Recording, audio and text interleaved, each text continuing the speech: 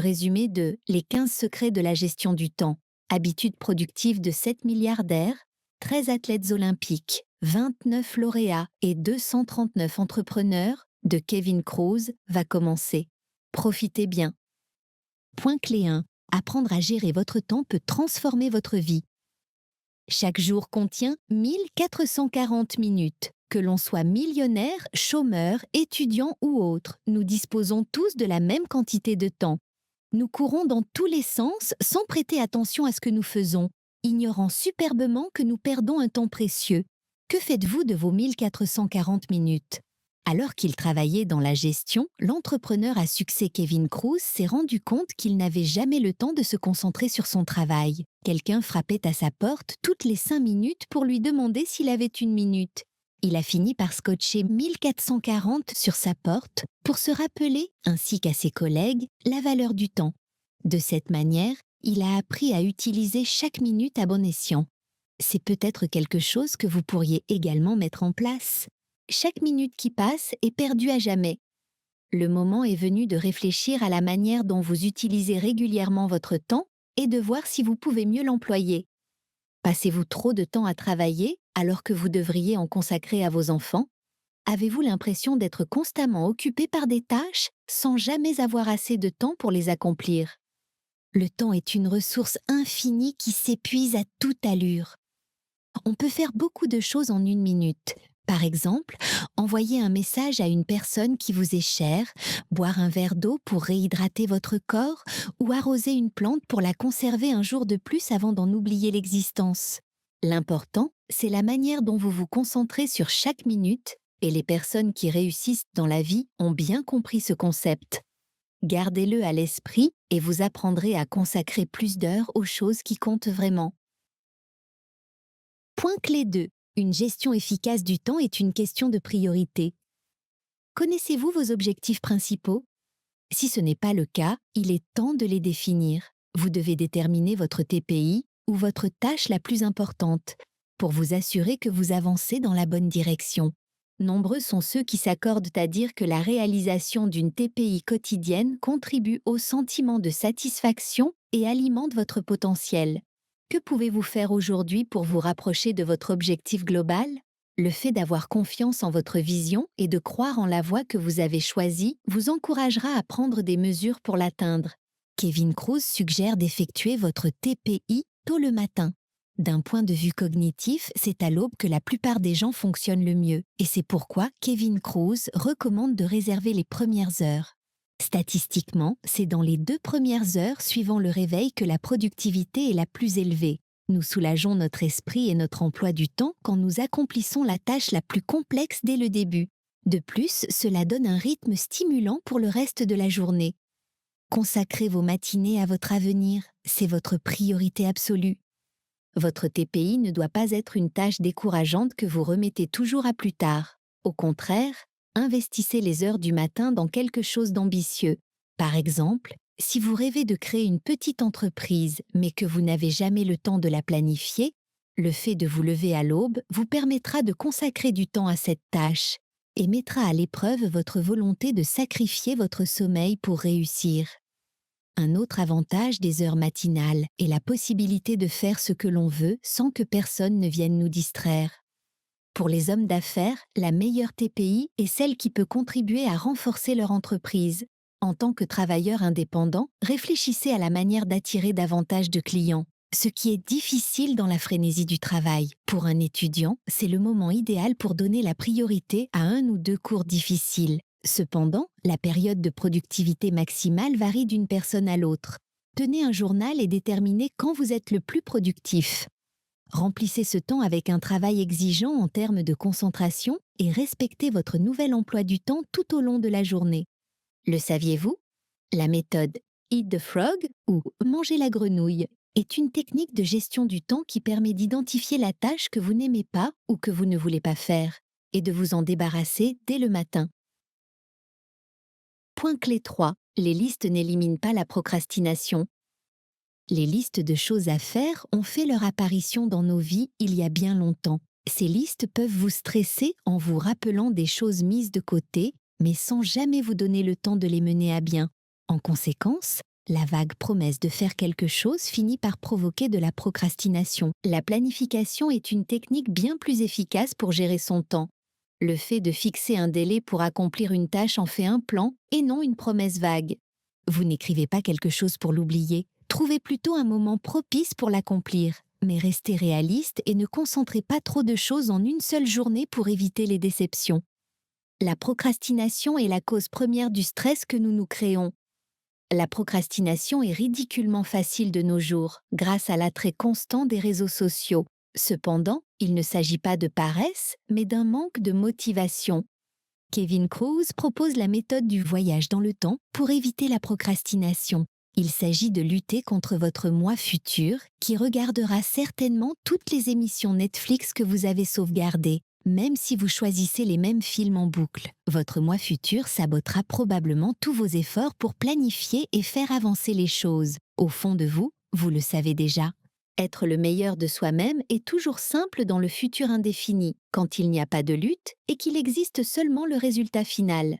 Ce raisonnement explique pourquoi nous ne choisissons jamais l'effort dans le moment présent.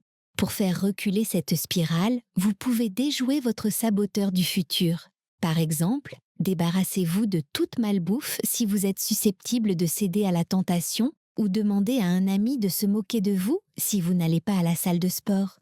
Voici quelques autres suggestions. Pensez à la douleur ou au stress que vous ressentirez si vous n'effectuez pas cette tâche fastidieuse qui vous attend. Visualisez les sentiments négatifs pour trouver la motivation. Trouvez un partenaire de responsabilisation avec lequel vous pouvez effectuer la tâche et auprès de qui trouver des encouragements. Récompensez-vous pour les tâches accomplies et punissez-vous quand vous ne faites rien. Mettez fin au perfectionnisme et apprenez à en faire juste ce qu'il faut. En vérité, les personnes qui réussissent le mieux ne pensent pas beaucoup au temps. Elles pensent plutôt à leurs valeurs, à leurs priorités et à leurs habitudes. Kevin Kruse. Point clé 4. Quand vous partez du travail, ne l'emportez pas avec vous. Sheryl Sandberg était une dirigeante d'entreprise prospère chez Facebook. Pourtant, elle quittait toujours son travail à 17h30, car elle était aussi maman. Être mère était une autre facette de sa vie en tant qu'être humain, et non en tant que machine à travailler.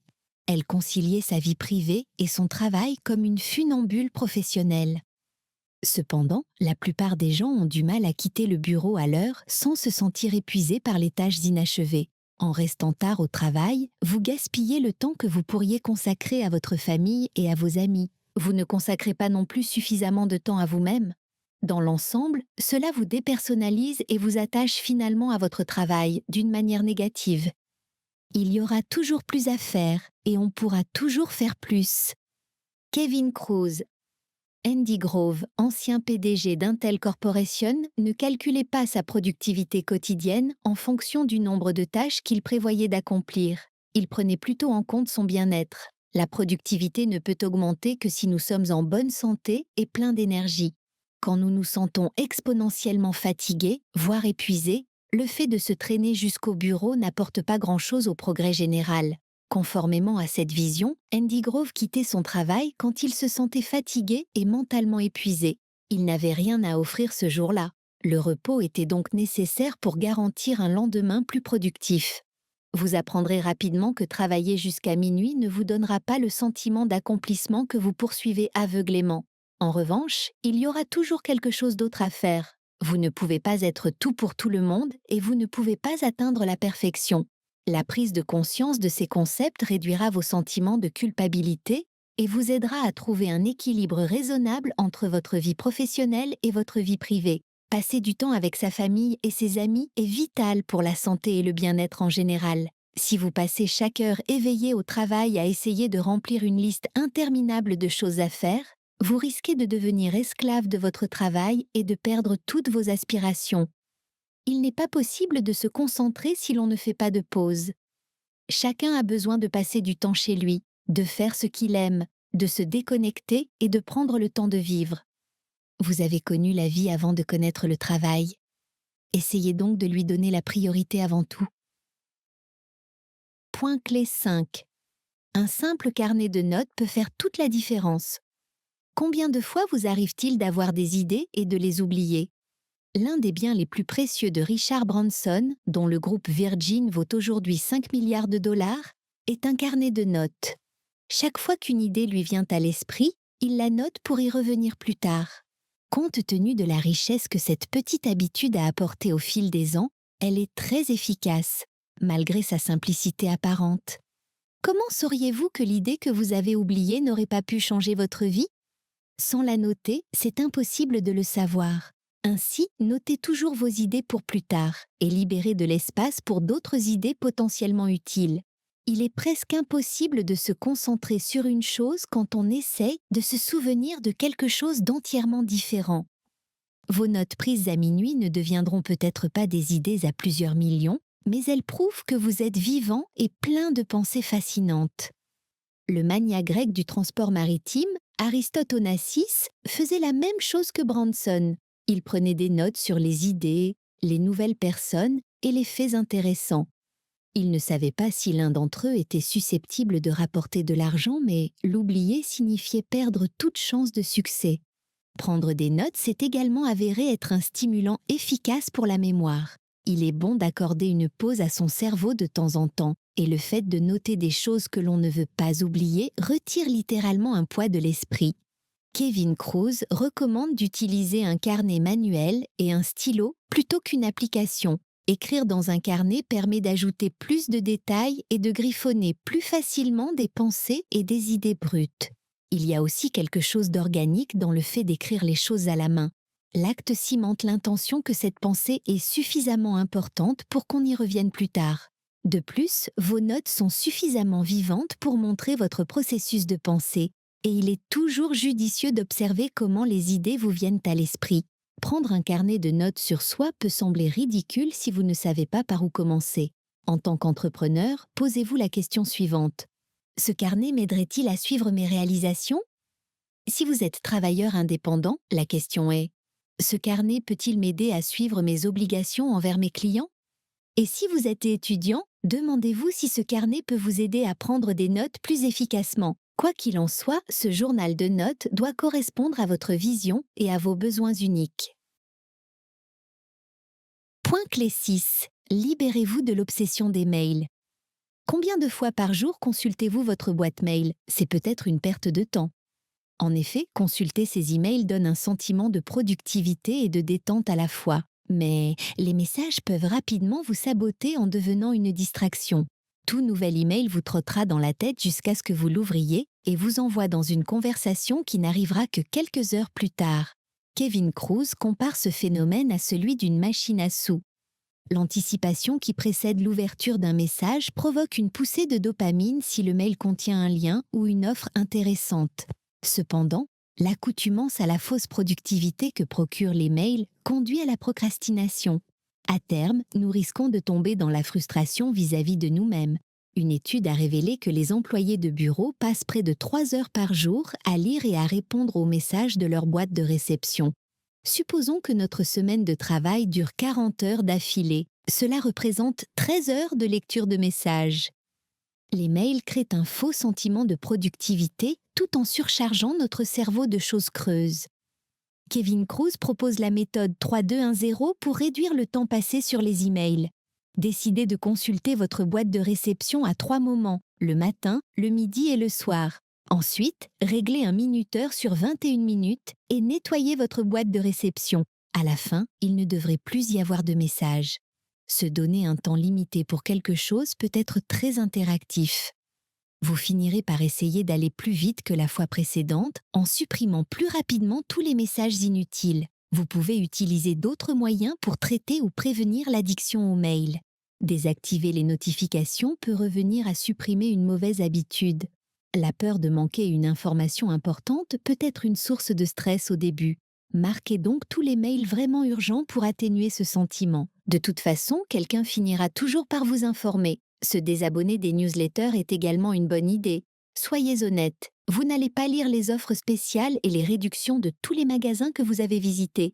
En faisant le ménage dans votre boîte de réception, vous vous libérerez l'esprit et laisserez de la place pour les messages vraiment importants. Enfin, filtrez vos emails selon la règle suivante. Traiter, déléguer, différer, supprimer. Passez par ces 4 étapes et nettoyez lentement votre boîte aux lettres électronique. En vous concentrant intentionnellement sur le temps que vous passez à répondre aux mails, vous libérerez du temps pour tout ce que vous ne pouviez pas faire auparavant.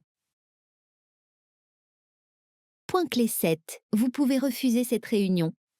Personne n'aime les réunions et elles sont souvent une perte de temps. Elles durent trop longtemps et la discussion peut rapidement dévier. Les réunions se terminent souvent sans qu'aucune décision finale n'ait été prise. Selon une enquête réalisée en 2016, 35% des personnes considèrent que leurs réunions de travail hebdomadaires sont une perte de temps.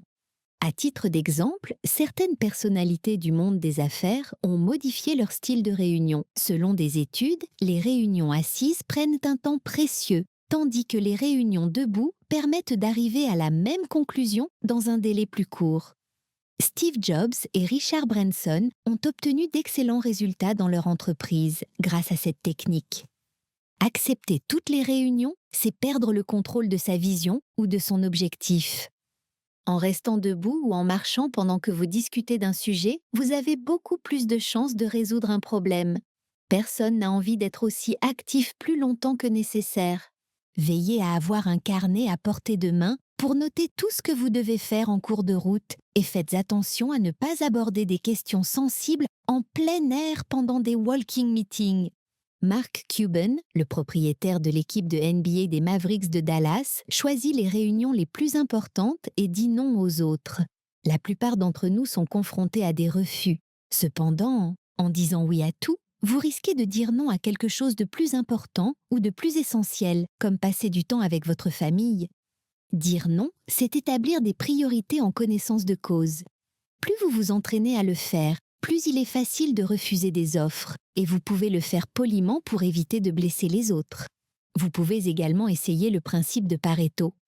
Dans les années 1800, Vilfredo Pareto, célèbre économiste et philosophe, a découvert que 20% des efforts correspondent à 80% des résultats. Il a formulé la règle des 80-20 que vous pouvez utiliser efficacement pour réduire vos efforts tout en obtenant les résultats souhaités. Par exemple, en tant que chef d'entreprise, vous pouvez vous concentrer sur les 20% de clients qui passent régulièrement de grosses commandes et vous restent fidèles. En tant que travailleur indépendant, vous pouvez cesser de travailler avec 80% des clients qui paient très peu ou qui sont en retard et vous concentrer sur les 20% de clients qui communiquent régulièrement et qui paient toujours à temps. En bref, vous pouvez utiliser ce principe pour n'importe quelle tâche, que ce soit sur le lieu de travail ou dans votre vie privée. Point clé 8, stimuler la productivité en 3 étapes. Être le meilleur employé de l'entreprise ne veut pas dire que vous devez faire votre travail, celui de votre collègue et également une partie de celui de votre patron. La véritable productivité se limite à votre expertise. Faire du travail en dehors de ce champ d'action vole le temps réservé aux choses urgentes. Ainsi, la prochaine fois que vous vous asseyez à votre bureau à 9 heures du matin, vous devez vous poser les questions suivantes. Arrêter une tâche. Quels processus peuvent fonctionner sans votre attention? Déléguer. Qui peut faire mieux dans un délai plus court? Reconcevoir. Comment réduire le temps consacré à une tâche sans en affecter la qualité? Cruise propose d'externaliser les tâches pour lesquelles vous n'avez pas le temps. Cela vous permettra de vous concentrer sur d'autres domaines tout en continuant à faire votre travail efficacement. Cependant, vous pouvez avoir 3 raisons de ne pas externaliser. Si vous aimez faire cette tâche, si vous reconnaissez la valeur de la tâche au point de la faire vous-même, si la délégation est coûteuse ou prend du temps. La mise en pratique réussie de ces 3 aspects nécessite un certain travail de réflexion de votre part pour vous soulager à l'avenir. Commencez par dresser la liste de toutes les tâches urgentes que vous avez accomplies la semaine précédente. Suivez ensuite ce schéma. 1. Évaluez l'importance générale de cette tâche ou de cette réunion.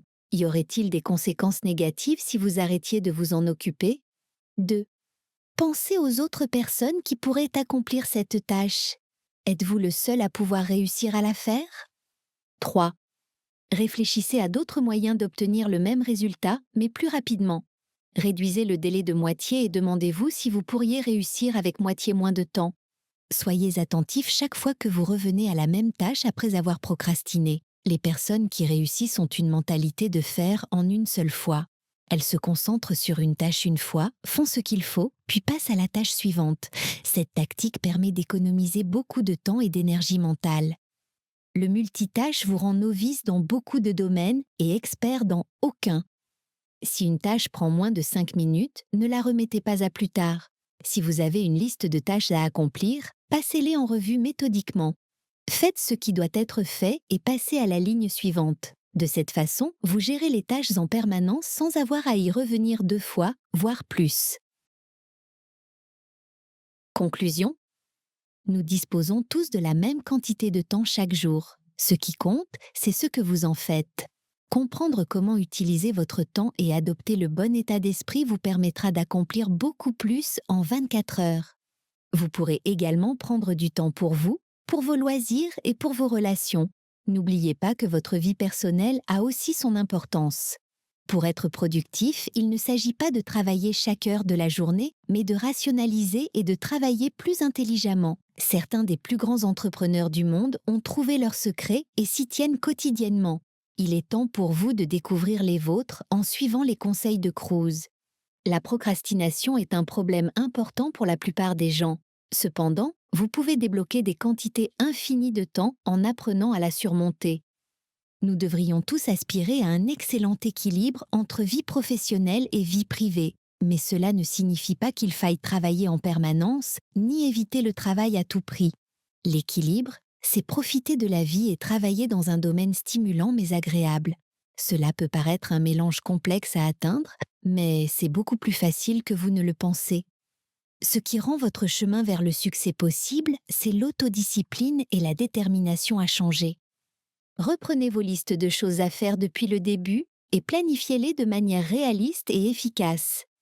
Une gestion efficace du temps peut vous aider à garder le contrôle de votre journée. Ainsi, vous deviendrez plus confiant et serez en meilleure santé sans même vous en rendre compte. Vous souvenez-vous de l'impression que vous avez quand vous êtes submergé par le travail? Laissez cette expérience vous servir de motivation. Pourquoi ne pas commencer à prendre le contrôle? Essayez ce qui suit.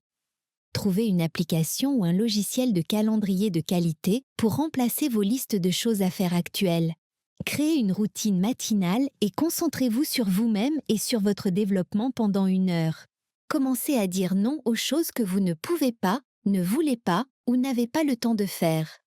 Résumé fini. Prenez le temps de l'évaluer afin que nous puissions vous aider à vous développer de la meilleure façon possible.